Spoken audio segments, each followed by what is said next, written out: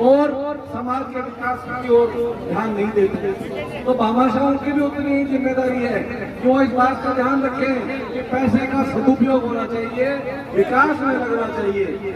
और मैं तो ये कहना चाहूंगा, हर सामूहिक विवाह सम्मेलन करने वाली संस्था अपनी राशि का कम से कम 20% राशि शिक्षा के कल्याण के लिए लगाएं, शिक्षा कल्याण कोष में खर्च करें, बच्चों की पढ़ाई पे लगाएं, उनके विकास और उन्नति की दिशा में इसकी बचत राशि में से पैसे लगाना चाहिए। और उसके लिए जो इस संस्था के अध्यक्ष जी हैं, प्रिंसिपल साहब हैं, शिक्षा से जुड़े हुए हैं, मैं उनसे निवेदन करूंगा कि आप अपने समाज के बच्चों के लिए, अपने क्षेत्र के समाज के बच्चों के लिए, मैं नहीं कहता पूरे अलवर के लिए आप कीजिए, रैणी क्षेत्र और उसके आसपास के जो बच्चे हैं उनकी शिक्षा के लिए आप कोई ना कोई एक योजना बनाएं, विकास में आगे बढ़े और समाज को उन्नति की ओर लेके जाएं।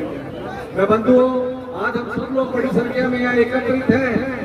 मैं यहाँ के अध्यक्ष जी से, जो हमारे जिले का नेतृत्व करते हैं, उन सब से आग्रह करूंगा, आप समाज बंधुओं से आग्रह करूंगा कि हमारा ये मंच इस बात का द्योतक है कि हम लोग ऐसे मंचों के ऊपर समाज में व्याप्त कुरीतियों पर चर्चा करें। समाज में जो हमारी कुरीतियां चल रही है उन्हें हम कैसे खत्म करें।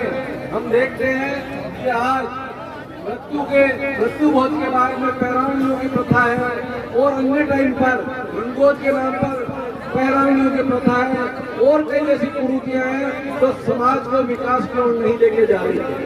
हम देखते हैं हम देखते हैं कि शादियों में आजकल प्री वेडिंग की प्रथा चल रही है जो समाज को गलत दिशा की ओर लेके जा रही है। हमारे समाज की बच्चियां दूसरे समाज के बच्चों की ओर देखती है। क्यों ऐसी स्थिति आती है, इस विषय में भी हमें चर्चा करनी है। हमारे बच्चों को उचित शिक्षा देनी है। उनको शुरू से ही ये बताना है कि बेटा तुम्हारे पिताजी की इज्जत किसमें है, समाज में इज्जत का क्या महत्व है। इन सब बातों को हमको इन मंचों के माध्यम से चर्चा करके और समाज को विकास की ओर लेके जाना चाहिए। क्योंकि आज ये समय ऐसा है कि हम इसमें ज्यादा चर्चा नहीं कर सकते, समय का भी अभाव है।